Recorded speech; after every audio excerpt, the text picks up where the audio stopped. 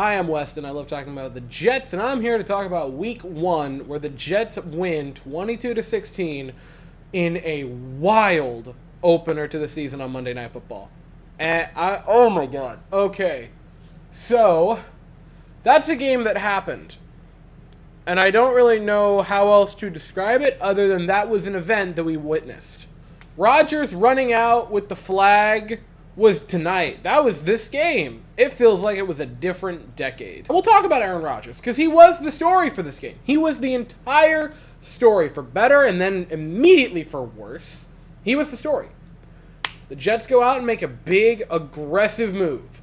They're not going to sit steadfast and wait for some other quarterback to develop when they have the parts of an offense and an entire defense that is ready to win right now. They're not going to wait on a quarterback that you just hope and pray becomes something. They go out in the offseason and they get Aaron Rodgers, the biggest of big splashes. And not only that, Aaron Rodgers comes in, takes a big old pay cut. My voice is completely trashed, by the way. I don't know if you realize what happened at the end of that game, but if you think I have any voice left, you're absolutely wrong. So if I sound awful and cough a little bit, I apologize. But it feels like someone just shoved sandpaper down my throat. He takes the big, massive pay cut, $35 million shaved off for Aaron Rodgers, allows you to go out and spend more money, bring in more guys. People then immediately following that want to come in, like Allen Lazard, like Delvin Cook, like Randall Cobb. I'm not saying Randall Cobb is an elite receiver anymore, but I'm just saying the veteran presence, the respect that comes with those players. They want to play in New York. It's the hottest place to play. Changes everything when he enters. And all off season, you hear great things. Every interview he did, you hear great things. You see him wanting, more than anything, to come here and make this work. You have so much hope. I went into it. I said there is no way I'm going to get anything Aaron Rodgers related. Introductory press conference, and I caved. I lasted one press conference from the way he spoke about this team and about how he wanted to be here, and I caved. Everyone bought into it. We finally, as a community, as a society of Jets fans, fell in love with a quarterback who, provided he was just his average self, would have shattered every record in a single season for Jets history. All he would have needed is to crack 4,000 yards passing and 32 touchdowns, and he would have said everything. Comes out of the tunnel. American flag on the 22nd anniversary of 9/11, a beautiful, beautiful moment. The stadium with more fans in attendance for this game than when they hosted the Super Bowl. Goes out carrying the flag. Beautiful rendition of the national anthem plays. Shout out to her, the singer for that. She did a wonderful, wonderful job. And you can hear the stadium join in. And it was a magical, magical moment. Nothing could spoil it, we thought. And then the Jets go to work defensively. And they do good. They force a quick punt. Rodgers takes the field deep in their own territory. If I'm not mistaken, it was a nice quick play. Nice quick pass from Aaron Rodgers, his first completion. Then like a 30-some yard pickup for Breece Hall. And you go, oh my God, they're cooking. And then the third play of the game for the Jets. And Aaron Rodgers gets tackled funny. And immediately when he rolled over, I just noticed he kind of looked off. And they pan back. And he's still on the ground.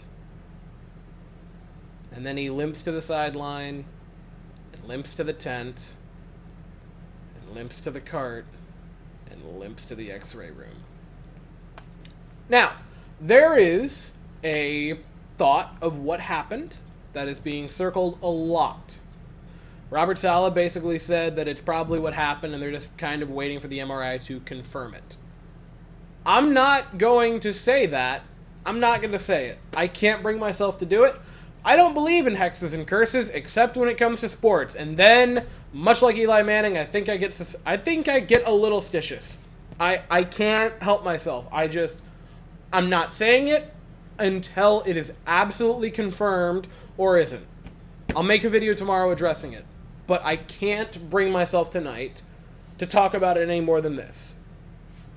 And so he leaves the game At that moment, you don't know for how long. You hope it's just a very brief thing, but it ends up not being a brief thing. It's the entire game, at least. And Zach Wilson enters the game. Zach Wilson, who, to his credit, did well through camp, right? You heard good things about him, about his mentality, his attitude towards it. Looked okay in the preseason. Okay to good during the preseason.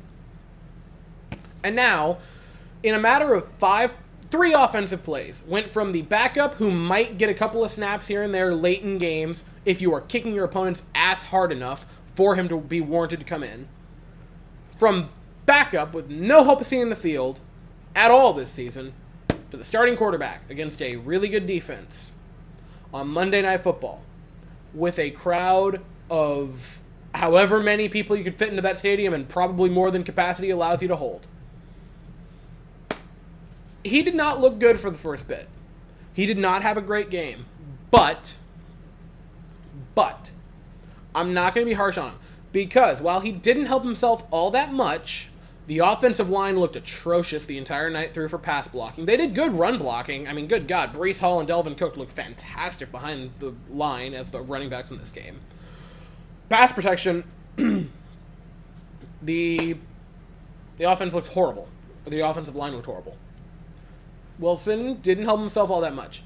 But he also was kind of getting over the dumb turnover thing. He did throw a really, really, really bad interception in this game, but he learned to either take a sack or get rid of the ball. He wasn't just yucking it, hoping that someone was open. So that's a positive. And he did get better as the game progressed. Looked like he gained some more confidence. That didn't necessarily turn into beautiful balls, but I'm going to keep going. I'm not going to stop and laugh at that. You can tell that he got more confidence. I hope he rolls it into next week. I hope that if he has a whole week to sit and reflect and actually mentally prepare to start in a game and be the main focal point of a play calling, then he can thrive.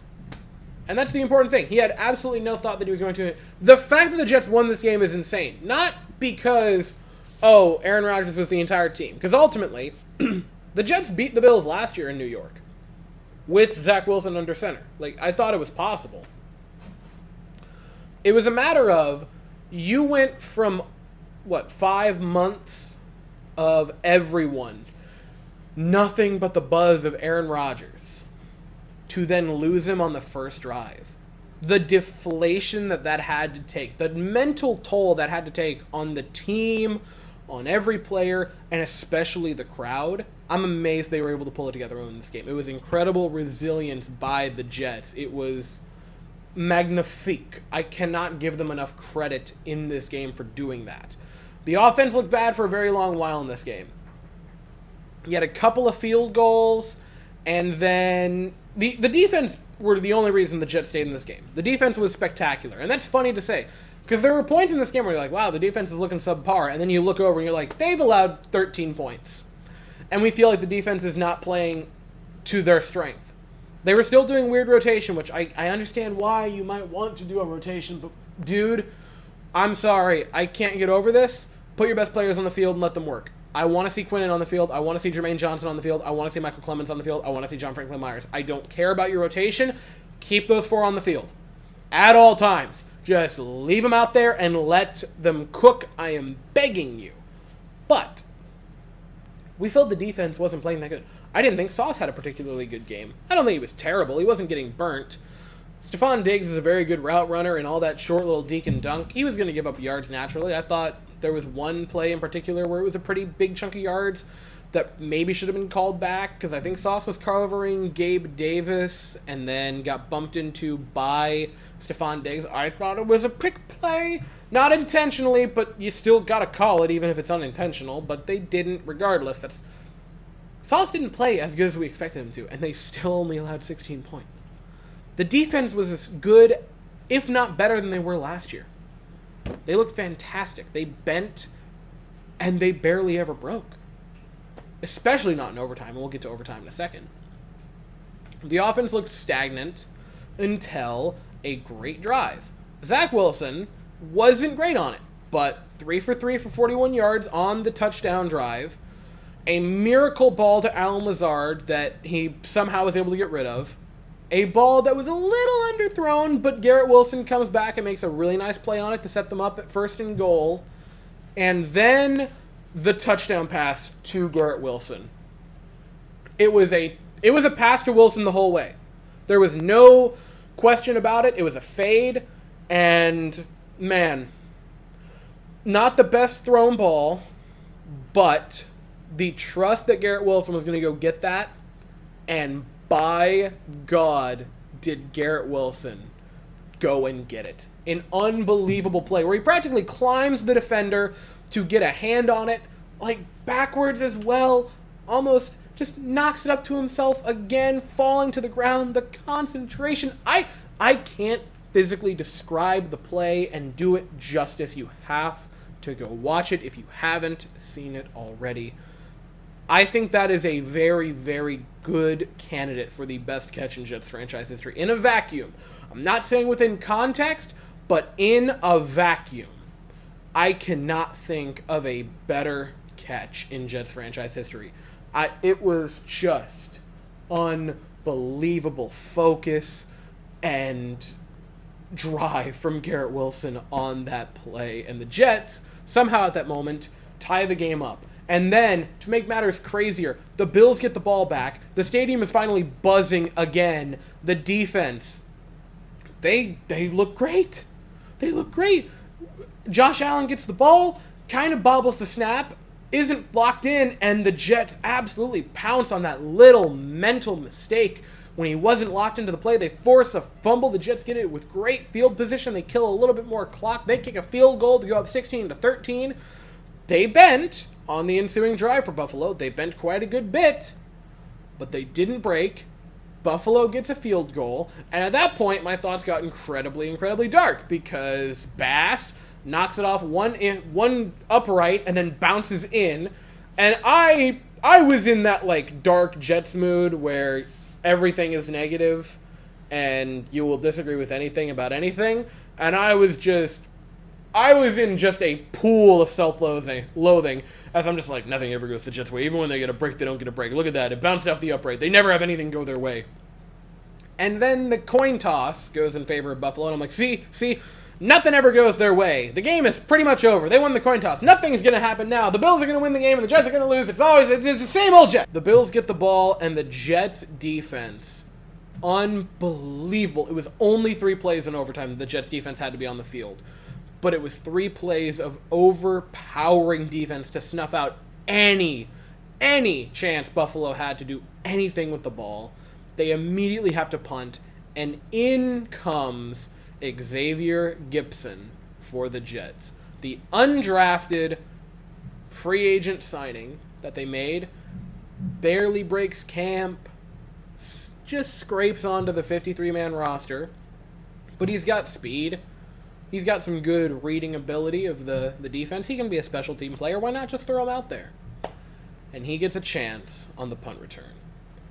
Makes a couple little moves, but as soon as he made the big cut and the slight pan out and you see the entire left sideline open, it was over. It was over. And it wasn't over for the lone reason that he had the space. Because we could all kind of see that the space was going to be tight. He was going to score on his own determination alone. There was no force on earth that could have stopped him on that play. Bills fans might want to come in and cry, what about the tripping call? Look, even if that gets called, and you put the Jets, that happened at about the 20-yard line, so a 15-yard penalty, put him at the 35. That's field goal range. Greg Zuerlein hit all 3 of his field goals to that point. There is obviously the possibility, maybe the Jets fumble the snap, or maybe they give it to Breece Hall the next play and he runs it in. I don't think it mattered. Like, yes, it mattered because of the blocking scheme on the play, but he was already kind of getting past him anyway. I don't think it affected the play too much. It's a missed call.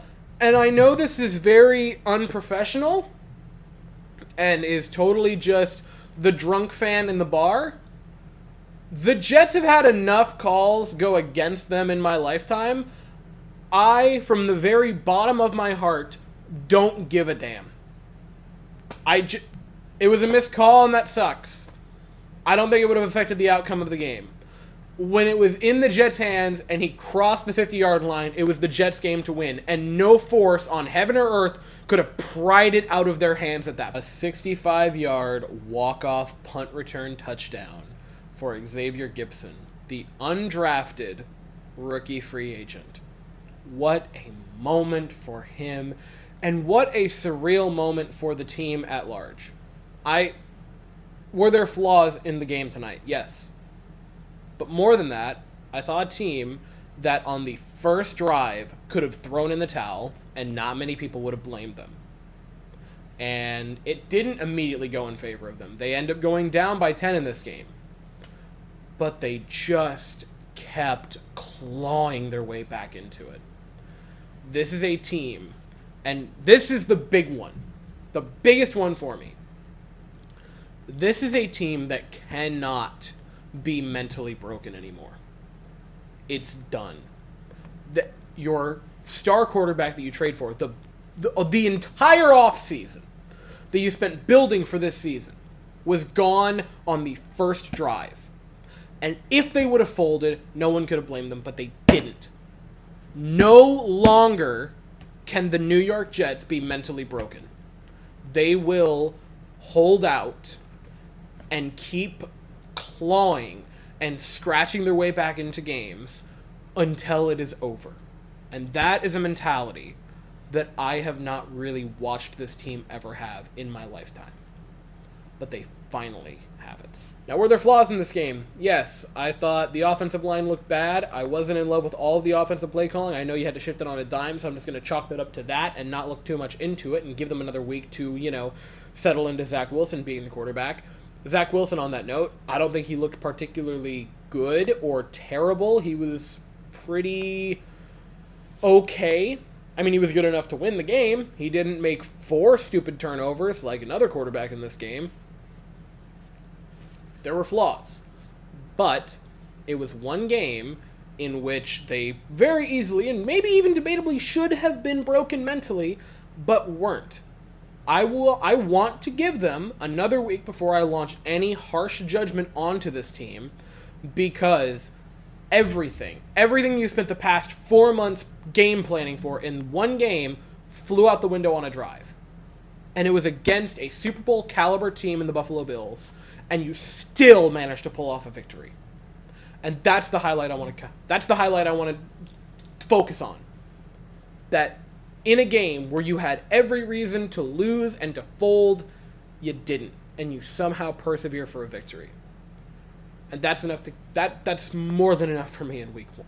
So next week the Jets will head to Dallas to take on the Cowboys at 4:25 Eastern. I'll be here afterwards to talk about that game, and I might be here during the week at some point to discuss y'all kind of know what we might have to discuss during the week, but again, we're going to cross that bridge when we get there. And just rejoice in a happy evening and a fun, exciting victory. So as for right now, that is all I have to say. If you enjoyed this video, please consider to like and subscribe. Thank you all so very much for watching. I hope you all have an absolutely fantastic day. And as always, go Jets.